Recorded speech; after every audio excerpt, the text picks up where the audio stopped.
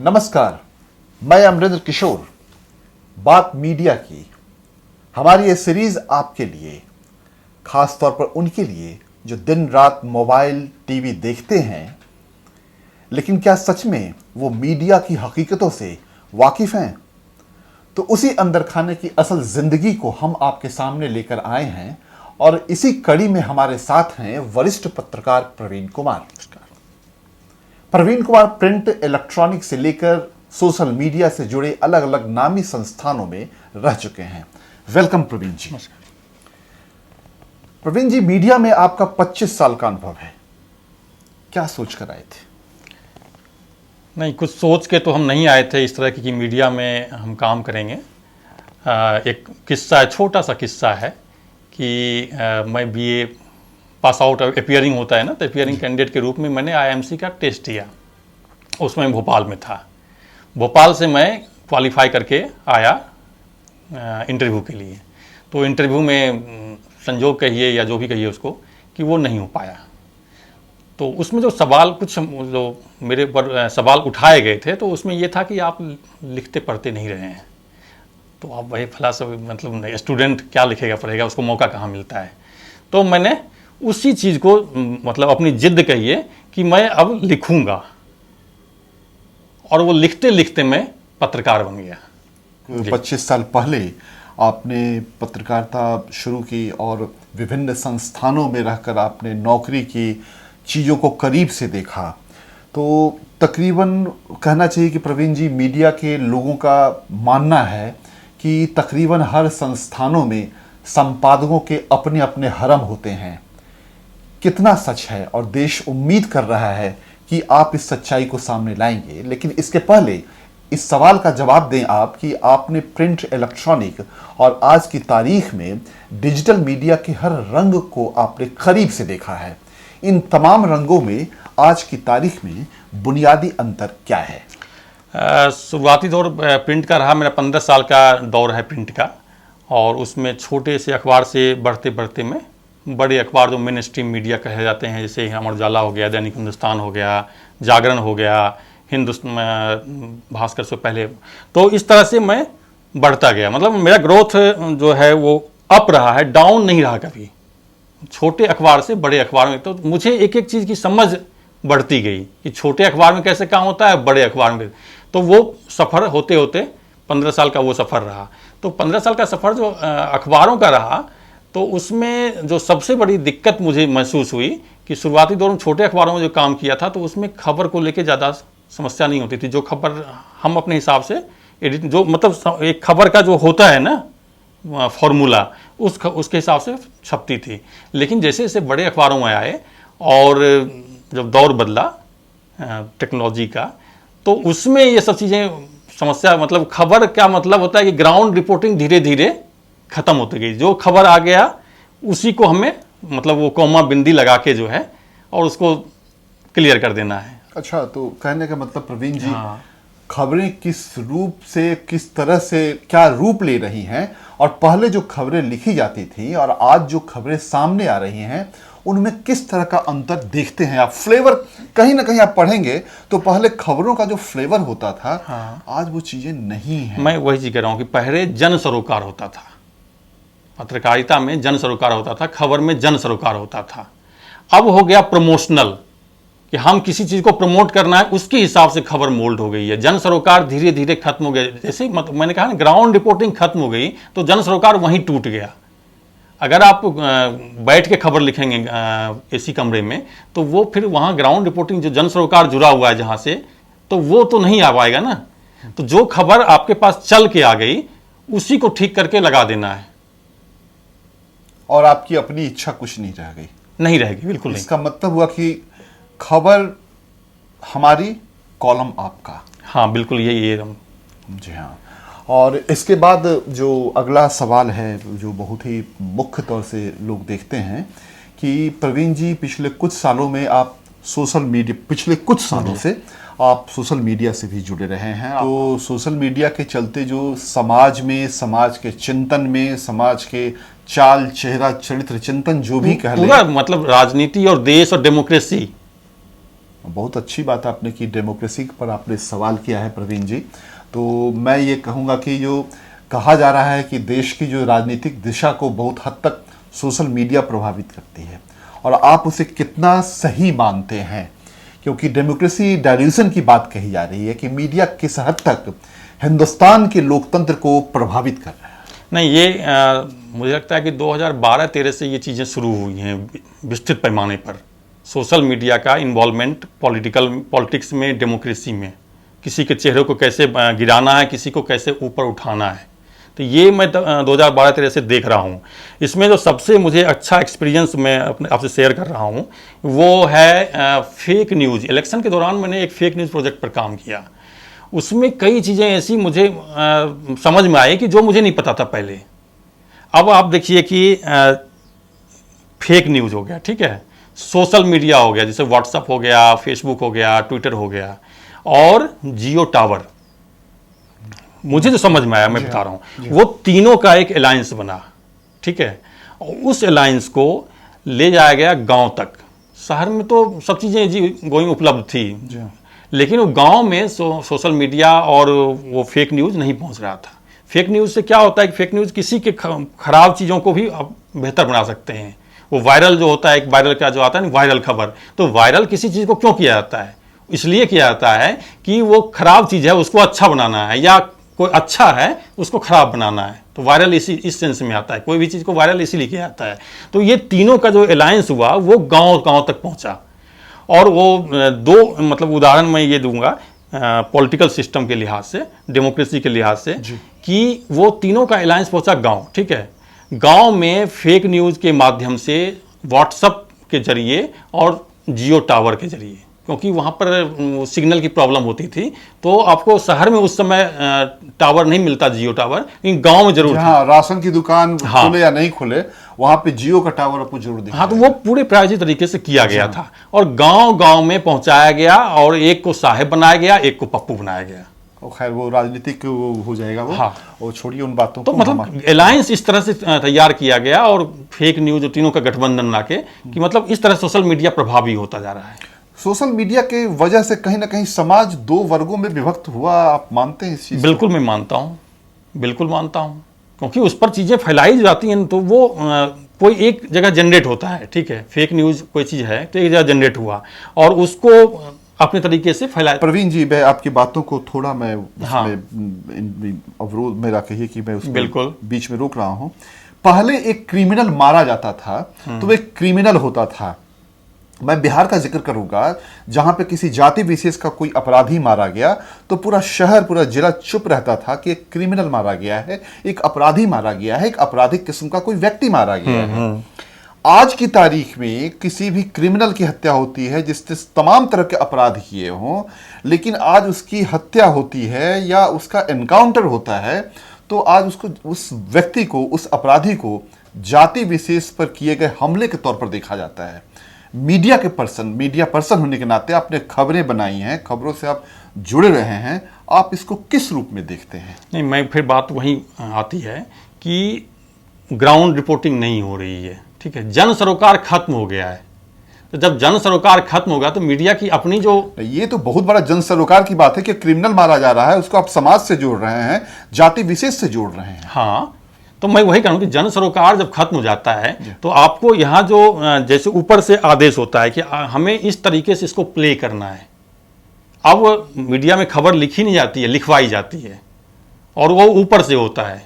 ऊपर से कह सकते हैं कि आप संपादकों पर भी एक दबाव होता है, मीडिया हाउस का, जो मालिकान होते हैं। अब मालिकान को भी दबाव होता है ऊपर और ऊपर, जहाँ से वो विज्ञापन लाते हैं, या एक हद तक मैं मानता हूं कि पॉलिटिकल प्रेशर होता है, खबरें लिखवाई जाती हैं। हाँ, पत्रकार को निकलवाया जाता है, खासकर ऐसे बड़े मामलों में जी, खासकर ऐसे बड़े मामलों में चीजें पूरी प्रायोजित तरीके से आती है, तो आपका जो नीचे जो काम करने वाले लोग होते हैं, जो पत्रकार होते हैं बेसिकली, उनकी अपनी सोच दबा दी जाती है, क्योंकि वो अपने मन से कुछ नहीं कर सकते। तो आपका इशारा उस तरफ है कि 2014 के बाद बड़े बड़े पत्रकार, जो कहना चाहिए कि स्टार एंकर टीवी से निकाले गए, अखबारों से निकाले गए, अखबारों का प्रकाशन बंद हो गया, तो क्या आपका इशारा उस तरफ है कि बहुत बड़े बड़े जो टीवी एंकर निकाले गए उसमें वही खास खबरों को लिखवाने और नहीं लिखवाने का, प्रसारित करवाने और नहीं करवाने का कहीं ना कहीं दबाव था? बिल्कुल, इस वजह से कि वो पत्रकार थे, वो उस जो मीडिया मैनेजमेंट होता है और मीडिया टाइकून होता है उस औरे से वो बाहर के थे। वो पहले पुराने पत्रकार थे और उसमें पत्रकार जन सरोकार का उससे कहीं ना कहीं दिमाग में था और वो उस चीज़ को करने में मतलब सहज महसूस नहीं हो पाते थे, और कर भी देते थे तो वो वेल प्लान नहीं हो पाता था।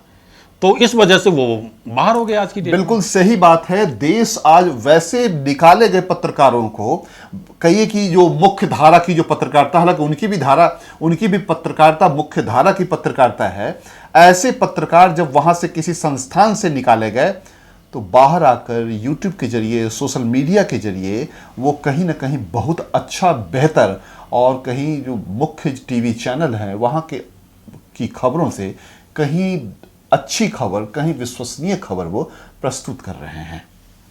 एक बड़ा संजीदा सवाल है, आज की तारीख में बहुत सारी ऐसी घटनाएं हुई हैं, वह है स्टिंग जर्नलिज्म। मैं आपको कम से कम, आप अखबार से हैं, आप मीडिया से हैं, लेकिन मैं कम से कम 1 दर्जन ऐसा उदाहरण दूंगा कि संपादकों के वेस्टेड इंटरेस्ट की वजह से, उनके अपने स्वार्थ की वजह से बहुत सारी जिंदगियां बर्बाद हो गई हैं स्टिंग जर्नलिज्म के नाम पे। सेंसेशनल जिसको कहते हैं कि उनको टीआरपी बटोरना है। तो मेरा ये कहना है कि स्टिंग जर्नलिज्म के नाम पे जिस तरह से किसी भी व्यक्ति के आप बेडरूम में चले जाते हैं, वहां तक पहुंच जाते हैं और उसका पूरा आप धज्जियां उड़ा देते हैं, और बाद में इस बात की जानकारी मिलती है कि इस खबर का कोई आधार नहीं है, इस मामले में आप क्या कहेंगे? मैं स्टिंग का सीधा तो मैं उस डोमेन में नहीं रहा हूं कभी, लेकिन जितनी बातें सुनता हूं और जो कहानियां आती हैं और वो कहानियां सच होती हैं, क्योंकि हम उस फील्ड में हैं और सब चीज़ों को देखते हैं, लेकिन वो होता है, सच्चाई तो है। अब मान लीजिए कि एक बड़ा छोटा सा उदाहरण है कि एक न्यूज़ रूम में 4 लड़कियां काम कर रही हैं, ठीक है, और उसमें से पता चलता है कि एक को सारी चीज़ें, बहुत बढ़िया काम मिल रहा है और एंकरिंग मिल रही है, तमाम चीज़ें सब कुछ मिल रही है, ठीक है, और उसमें 3 उपेक्षित हैं। उनको काबिलियत है उनमें भी, लेकिन उनको नहीं मिल पा रही है। तो ये कहीं ना कहीं दिक्कत है मैनेजमेंट में, एडिटोरियल मैनेजमेंट में दिक्कत है कि उसको क्यों मिल रही है। और वो कानाफूसी भी होती है उन 3 लड़कियों की कि देखो वो तो बहुत आगे बढ़ रही है। प्रवीण जी, बेडरूम का मामला है, पत्रकारिता बेडरूम तक जा रही है। मुझे वो मीडिया संस्थान के आंतरिक उसमें बात नहीं है। पत्रकार को क्या हक है किसी के बेडरूम में जाने का, हिडन कैमरा लगाने का? यदि किसी व्यक्ति की अपनी निजी जिंदगी है तो आप वहां तक क्यों जा रहे हैं, किस अधिकार से जा रहे हैं? जबकि मुझे पता है, पूरे देश को पता है, आवाम को पता है कि बहुत सारे हिंदी पत्रकारिता के बहुत सारे पत्रकारों का वैसा ही स्टिंग ऑपरेशन हुआ है। खैर, हम उस झंझट में जाना नहीं चाहते हैं, बहुत सारे लोगों पर व्यक्तिगत लांछना होगी। आप पत्रकारों का, आप मीडिया के लोगों का, आप मीडिया का ऐसा क्या हक बनता है कि आप किसी के बेडरूम में चले जाते हैं? नहीं, बिल्कुल हक नहीं बनता है, बिल्कुल नहीं बनता है, लेकिन वो मीडिया, जैसा कहें, मीडिया रही नहीं ना, मीडिया रही नहीं तो वो जो ऊपर का जो आदेश होता है, संपादकों का आदेश होता है, मालिकानों का आदेश होता है, उस हिसाब से आपको पत्रकार को काम करना पड़ता है। वो समझिए कि नौकरी है उसकी, और उस रूप में मत देखिए कि वो पत्रकार है और समाज का आईना है, उस रूप में आप देखना छोड़ दीजिए इस चीज़ को। जैसे तैसे जैसे भी हो खबरें लानी है और लोगों के सामने प्रस्तुत कर टीआरपी बटोरने का जो यह खेल चल रहा है।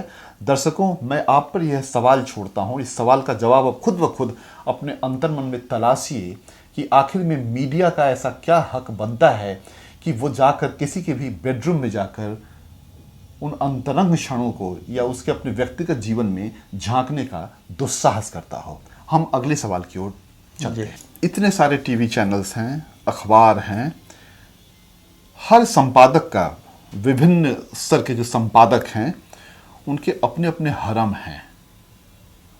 आप इतने सालों से, 25 सालों से काम किया, कई हरम आप देख चुके होंगे। मैं तो फिल्म सिटी में 6-7 साल गुजारा हूँ। जी। और वो फिल्म सिटी कहते हैं कि वो जो है ना टीवी मीडिया का बड़ा अड्डा है। वो नाम का फिल्म सिटी है, लेकिन वो टीवी इंडस्ट्री का वो पूरा है, वहाँ पर सेटअप है। जी। तो वहाँ पर चीज़ें होती तो हैं, बहुत सारी चीज़ें होती हैं, और मैंने कुछ चीज़ें तो देखी है, अपनी आँखों से देखी है।